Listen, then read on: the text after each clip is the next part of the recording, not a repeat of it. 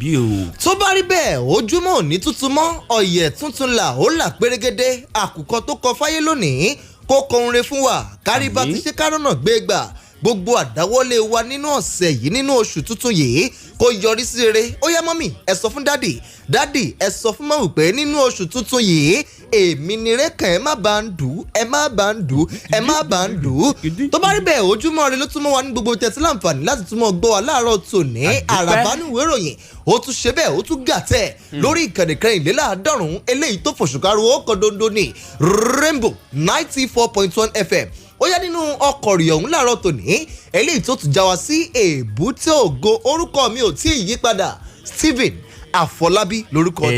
lápá ọ̀dọ̀ tèmi náà ń bí èmi náà ṣe bẹ́ẹ̀ mo kó o wá sóde láàárọ̀ tòní ìwé ìròyìn Sunday Punch ó wà lọ́wọ́ tèmi bákan náà ni ìwé ìròyìn The Nation Sunday ó wà lọ́wọ́ tèmi àmọ́ gẹ́gẹ́ bí òkèlè àkọ́bù tí kì í ráwọn ọbẹ̀ ẹ jẹ́ kí n mọ̀ já lulẹ̀ fún yín bí àpò ẹ̀wà láti inú ìwé ìròyìn Sunday Punch tó jáde fún tààrọ̀ tòní ìta gbangba rẹ̀ ló wà níbi tí àwọn àjọ elétò ààbò DSS ọ̀tẹlẹ̀múyẹ́ tí wọ́n ti ń jẹ́ kó di mímọ̀ sí gbòòrò ayé lásìkò tá a wà yìí wọ́n ní lórí Sunday Ìgbòho làwọn ṣì wà àmọ́ lásìkò tá a wà yìí gbogbo àwọn tí ó jẹ́ ọmọlẹ́yìn Sunday Ìgbòho tí àwọn gbámú lọ́jọ́ ọjọ́bọ̀ tọ́sídẹ̀ẹ́ tó kọjá ètò jẹ́ pé wọ́n ti wà lákòlò wọn báyìí wọ́n ní gbogbo wọn pátápátá làwọn fẹ́ gbọ̀n wò yẹ́bẹ́yẹ́bẹ́ àwọn ó gbẹ̀rọ ọ̀bánisọ̀rọ̀ wọn àwọn ó fi mọ́nítọ̀ Sunday Ìgbòho bó ṣe ń náwó sí àwọn wo gan ni wọ́n ṣàtìlẹ́yìn fún Sunday Ìgbòho tí wọ́n lùlù máa jó lọ à ń wò ẹ̀yìn rẹ̀ tí wọ́n lùlù fún Sunday Ìgbòho gbogbo ẹ̀ pátápátá làwọn tanná wà díẹ̀ jẹ́bẹ́yẹ́bẹ́ lásìkò tá a wà yìí kíkọ ni wọ́n kọ́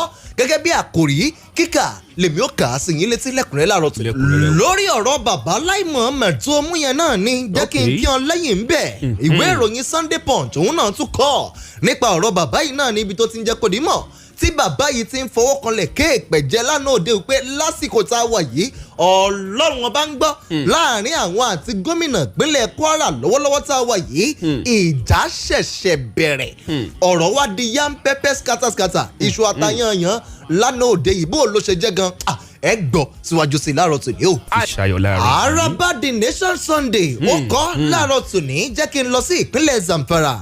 ìṣẹ̀lẹ̀ kan ṣẹlẹ̀ eléyìí tó latan bọ́gí ń bẹ̀ níbi tí wọ́n ti ń jẹ́ kó di mọ̀ pé àwọn mẹ́wàá nínú mọ̀lẹ́bí kan náà ni wọ́n gbèkúrú jẹ lọ́wọ́ ẹ̀bọra tí wọ́n dèrò ọ̀run lẹ́lẹ́ yóò ṣọ́kà ó bí mi pé látàrí pé kíni wọ́n ní wọ́n jẹ túwó. ẹ gbọ́ síwájú láàárọ̀ tó dé ànífẹ́ dùn yín yóò sì dùn mọ́ yín láàárọ̀ tó ní. ìpínlẹ̀ Kaduna ni wọ́n wà bí jọ dúró dè mí bẹ̀ kó o jẹ́ kájọ ìrìn àjò yìí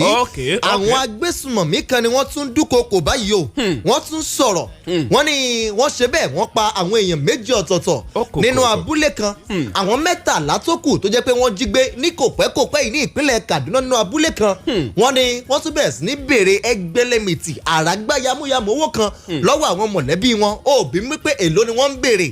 wọ́n ní wọ́n ń béèrè 25 million naira kó tó di pé àwọn tú àwọn mẹ́tàlá ọ̀tọ̀ọ̀tọ̀ tí wọ́n wà ní akóló wọn kó tó di pé wọ́n tú wọn sílẹ̀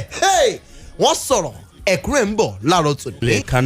ó dáná ní ìpínlẹ̀ Kaduna kéèké náà ló bẹ̀rẹ̀ gbogbo ẹ̀ àwọn òkú ní bá wọn ké láàárọ̀ tòní. àmì Ọlọ́run jùlọ. àmọ́ ìròyìn eléyìí ó ń gbọ́ mi lójú pẹ̀rẹ̀pẹ̀rẹ̀ ìjẹ́ kí ló ṣẹlẹ̀ kí ló dé wọ́n ní èèyàn kan mà gbẹ́mìí mì àwọn méjì ọ̀tọ̀ọ̀tọ̀ wọ́n farapa yánnayànna látàrí ìbúgbàmù iná kan eléyìí tó tún ṣẹ́yọ nínú agbègbè kan ní ìpínlẹ̀ Kaduna ìròyìn ẹ bá bẹ̀rẹ̀ sí ní gbọmi lójú pẹ̀rẹ̀pẹ̀rẹ̀ mò ń bẹ̀ pé má sunkún mọ́ ọ̀nà tèmi ò fi sọ fáwọn èèyàn mi láàárọ̀ tòní ọ̀nà tí ò ní já wọn láyà pàtì ní bẹ́ẹ̀ ni ẹ fà pèrè tẹ̀dí.